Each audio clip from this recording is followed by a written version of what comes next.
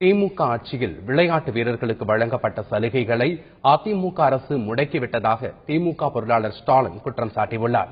நமக்கு நாமே விடியல் மீட்பு பயணத்தை மேற்கொண்டுள்ள ஸ்டாலின் சென்னை வில்லிவாக்கத்தில் விளையாட்டு வீரர்களுடன் கலந்துரையாடினார். விளையாட்டு வீரர்களின் குறைகள் மற்றும் கோரிக்கைகளை ஸ்டாலின் அப்போது கேட்டறிந்தார். பின்னர் பேசிய ஸ்டாலின், திமுக ஆட்சி காலத்தில்தான் விளையாட்டுத்துறைக்கென தனி இலாக்கா அமைக்கப்பட்டதாக கூறினார். அதிமுக ஆட்சியில் விளையாட்டு வீரர்களுக்கு அரசு துறைகளில் போதுமான வாய்ப்பு வழங்கப்படவில்லை என ஸ்டாலின் குற்றம் சாட்டினார்.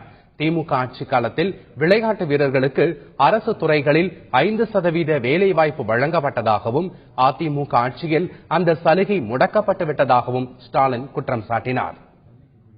சிறைத்துறை மற்றும் வனத்துறை நடக்கும் பணியாளர் தேர்வில் விளையாட்டு வீரர்களுக்கு 5% இடஒதுக்கீடு வழங்கி திமுக ஆட்சி இருந்தப்போ உத்தரவிட்டுச்சு.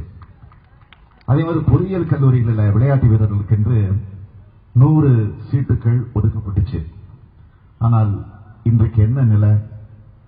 அவைகளெல்லாம் முடக்கி வைக்கப்பட்டிருக்கிறது. அதை பற்றி கண்ணும் காணாமல் இந்த அரசு செயல்பட்டுக் கொண்டிருக்கிறது.